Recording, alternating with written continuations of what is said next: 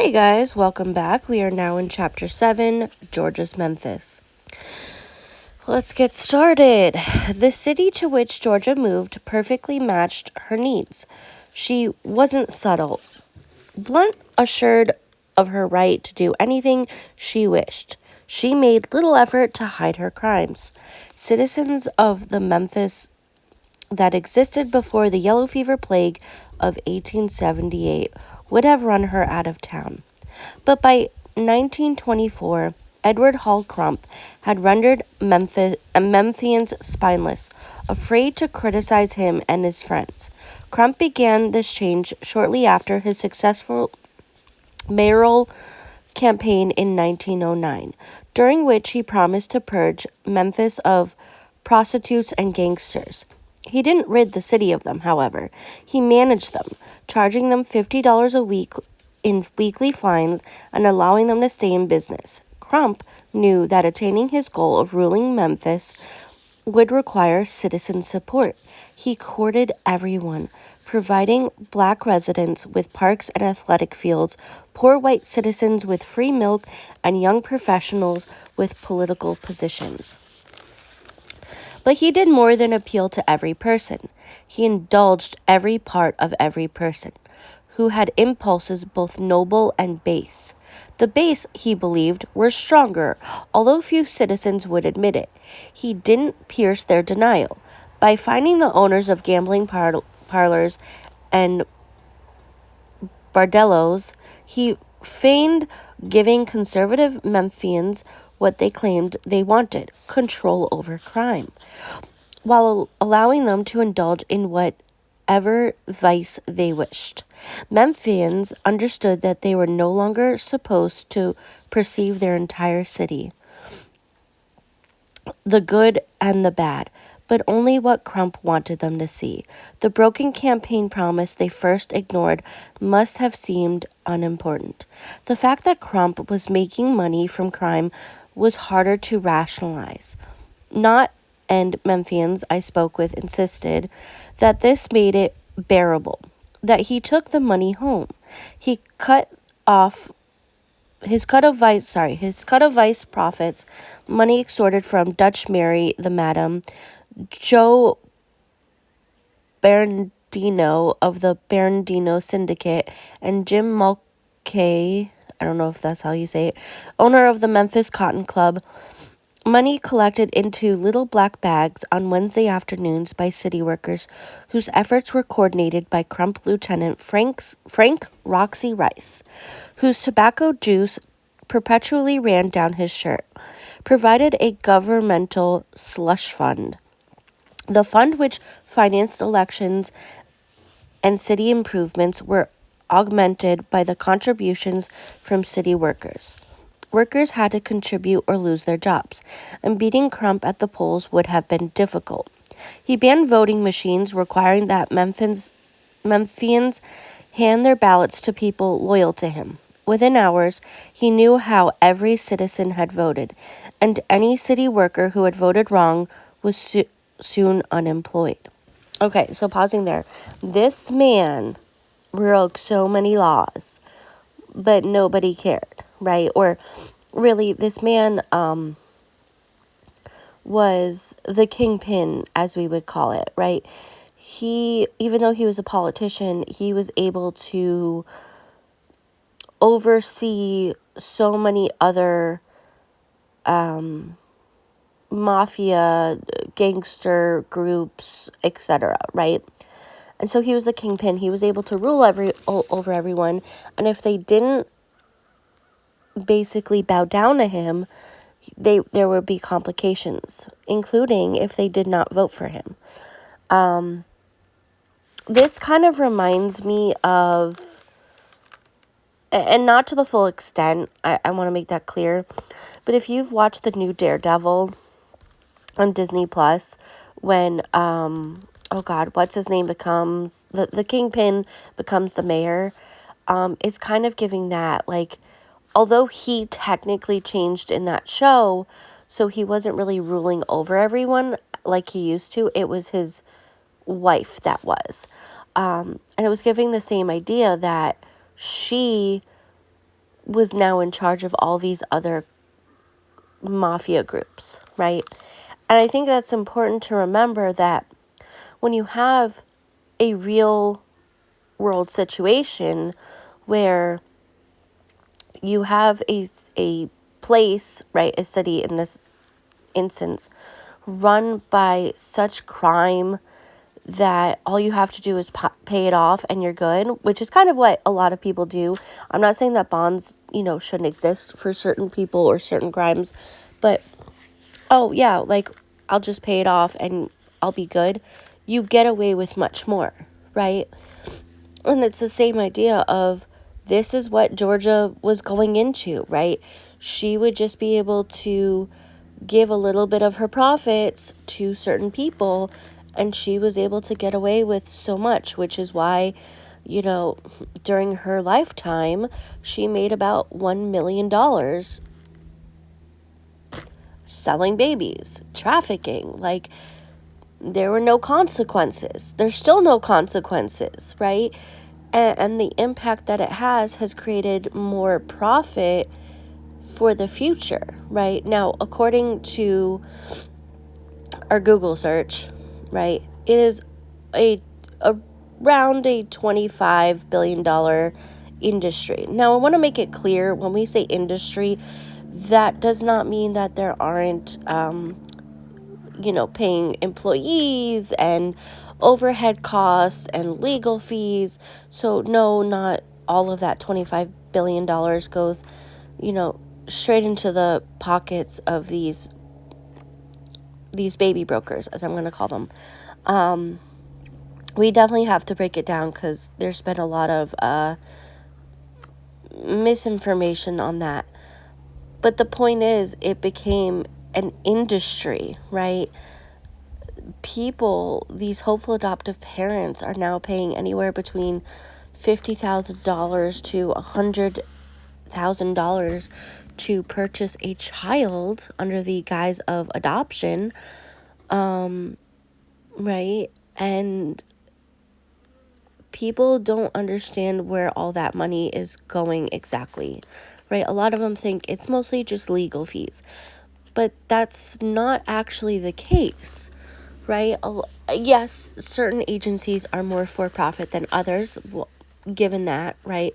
Which I think that breaking down what we can find on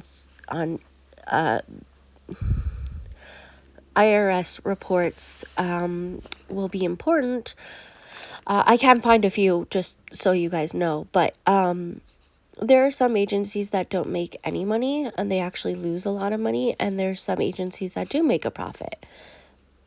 But again, the legal fees for actual adoption, and it does range from state to state, but the most that I found was about $2,000.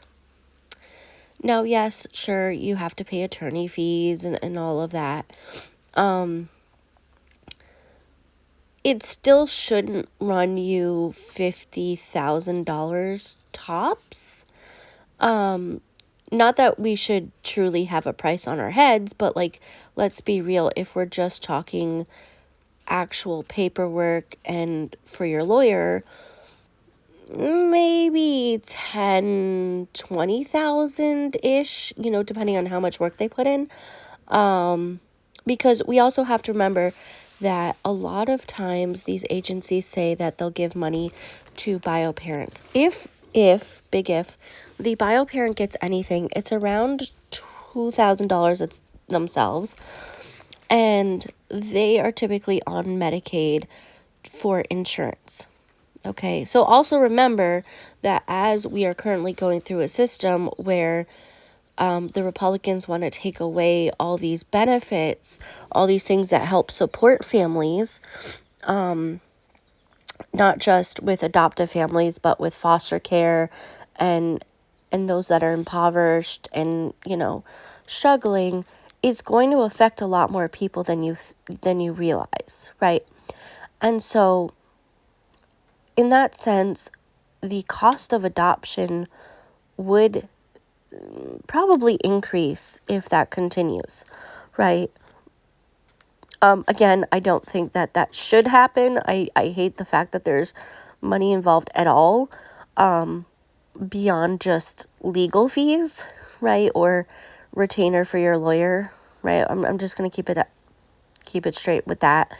That is understandable, but we're talking putting a price on a child's head based off, the health of the baby, the race of the baby, the location of the baby, the religion of the baby.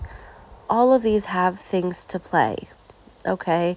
And while there are some misinformation about how it's still going on, again, we have to correct the information of what's out there and the charts, okay? A lot of agencies will say they have a sliding scale, which is true. However, again, this is all based off Georgia Tan, who really went for the upper middle class to the wealthy in terms of adoption, right? And they're taking from the lower class and the lower middle class, taking their children and profiting off of human trafficking. And this is still happening today. Excuse me. So again, I know I'm going off on a tangent more towards 2025, but this is the impact it's had over the last 100 years, okay? Like, I just want people to remember that. All right, continuing on. Where were we? Memphians told themselves not to mind. Memphis was improved. Crump paved the city streets and reduced taxes to the lowest rate in history. And while previous mayors had ignored details of city government, Crump toured Memphis by day and even by night, noting every broken lamppost and quickly having it repaired. He made Memphis pretty, organizing society women into highly competitive beautification committees. For the first time since the plague, citizens traveling outside the city could identify themselves as Memphians without embarrassment. And those who cooperated with Crump found their lives so easy. When a young attorney named Gerald Stratton asked for his support in the 1930s, Crump smiled and said, "I'll catapult you into public office." Instantly, Stratton became a state legislator. 2 years later, he was state senator, and 2 years after that, he was elected to the lucrative post of county court clerk. When Gerald asserted himself in 1942, after increasingly frustrated years of obstinance, he criticized Crump's support of the poll tax.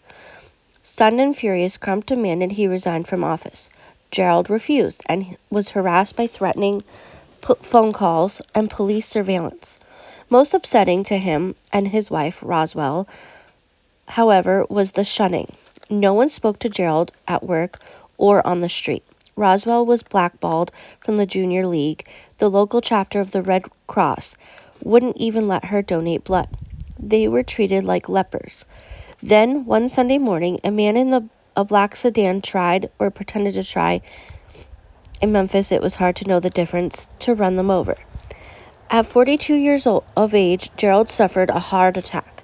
He and Roswell left Memphis, spending the next 26 years in Boston, Massachusetts. Then they moved back to Tennessee, settling in Nashville, where I visited Roz in 1992. She told me she was proud of her late husband for speaking his conscience. She said he was one of the few Memphians to do it. Of course, we did end up poor. Gerald left behind his law practice, but he took courses at Harvard and practiced law in Massachusetts. I got a job in a hotel. We opened up and got in touch with the whole bigger world. The Crump machine that hurt the Stratton's would greatly aid Georgia Tan. The machine base was the city's municipal workers, who during political campaigns required to march in parades, attend nightly rallies, and canvass neighborhoods. To them were added young attorneys who rode crowded streetcars, making impassioned speeches for Crump. Phones jangled, Crump's boys told the bootleggers told the waitresses told the customers, and when the votes were counted, Crump's power was confirmed. With elections for racial, his boys were scarcely needed to campaign, but Crump's hold over Memphis was more psychological than physical, and he understood the importance of letting citizens pretend they had a choice. So even during the many years when his candidates ran unopposed, Crump acted as if they might lose, raising money, printing posters, and burning bonfires at midnight rallies. Crump also capitalized on Tennessee's poll tax, a tax on voting which was intended to disenfranchise the state's many black citizens. He paid their poll taxes and bussed them to the polls where they voted for his candidates. White Memphians pretended not to notice. Obliviousness seemed particularly essential over the gubernatorial election of 1928. Crump longed to determine the outcome in an unsuccessful effort, his last such until 1948, when his statewide hold was broken.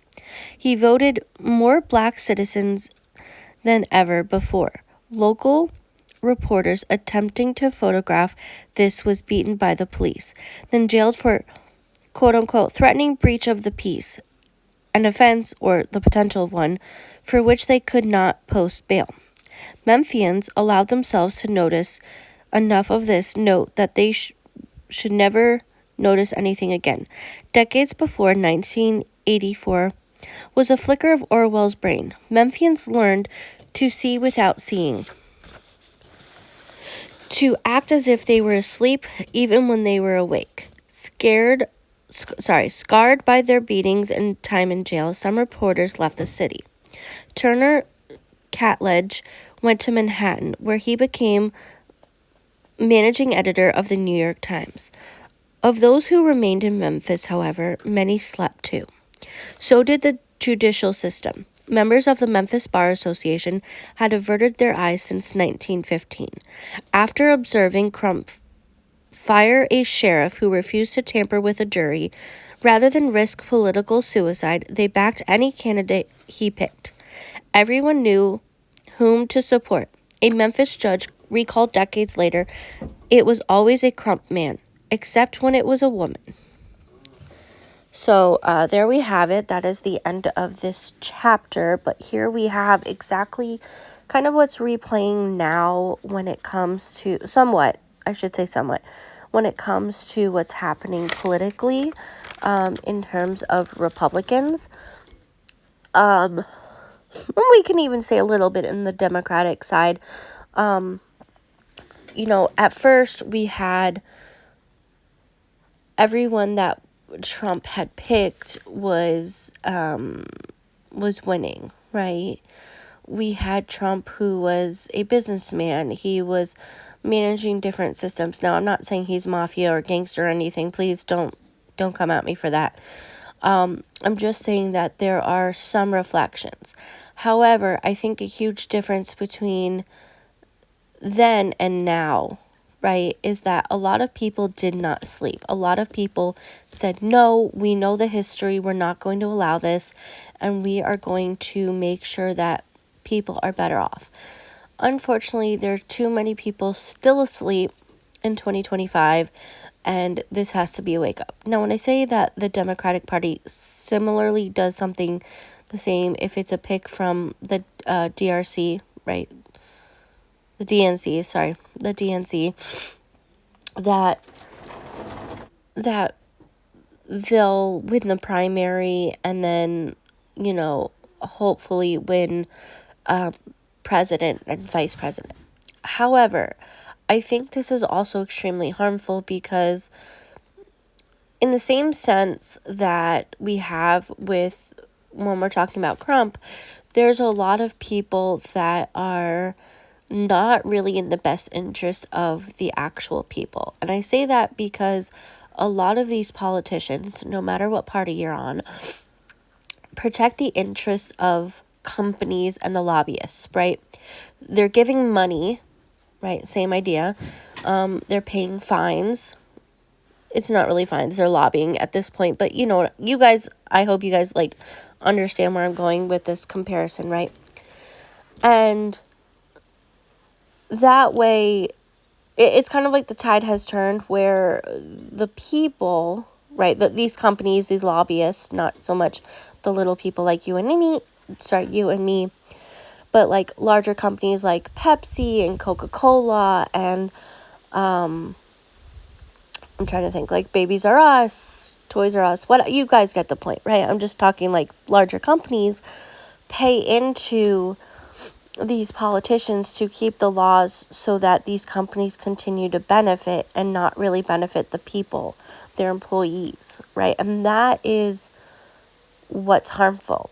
And that's why we see a huge issue both in the Republican side especially, right? Because a lot of the Republican side is wants to deny a lot of human rights and take away what we already have that was already placed in law, whereas the Democratic side, it's still playing into the same idea with the money, right? Now, again, is one less harmful than the other? In my opinion, yes. Does that mean that they both don't do harm? Of course. Now, I was listening to a live earlier, and they were talking about the possibility of creating a new party under this two-party system and how that would work out and the history of that. And someone made a brilliant point that you cannot create a new party in an already oppressive system and think that it's going to then benefit you when this two-party system was already built to be extremely oppressive, and that we need to dismantle it and create something completely new.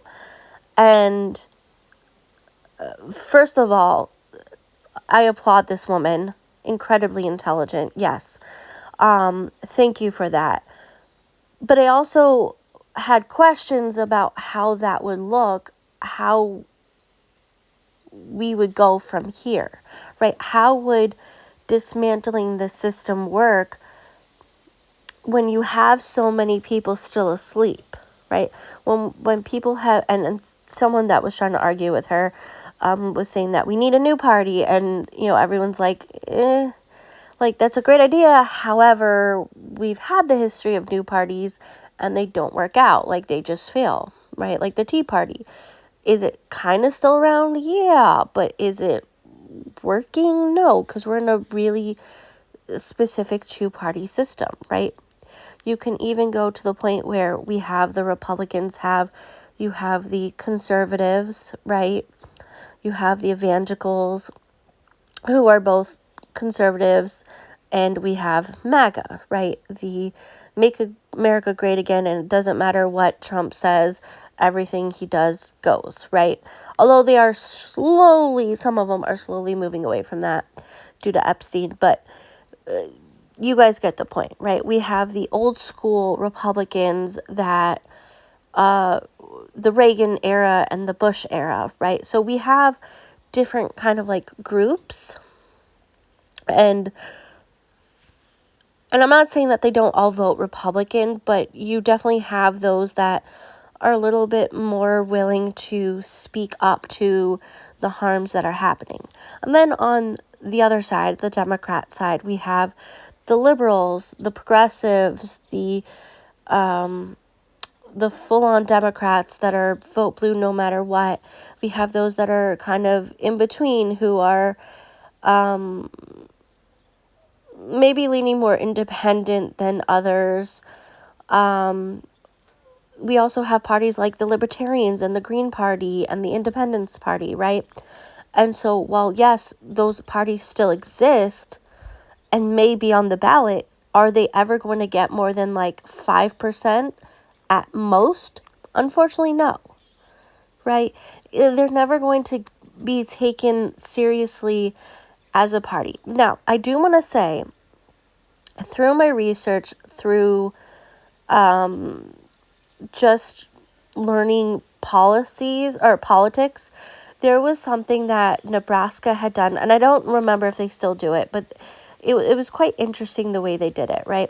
Instead of politicians, and I don't think that it was done for the president, or the presidential race, but politicians really went based off not who their party was, right? Whether they were running as a Democrat or a Republican, like that wasn't on the ballot, but it was based off their actual policies.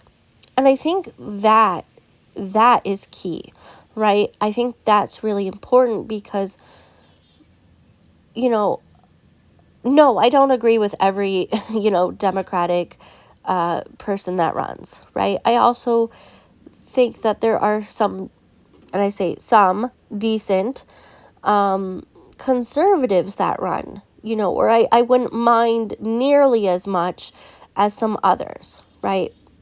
So, and that's not to say that I'm a Republican. If you are, I understand there's people that are registered Republicans but don't vote or vote Democratic. It is what it is.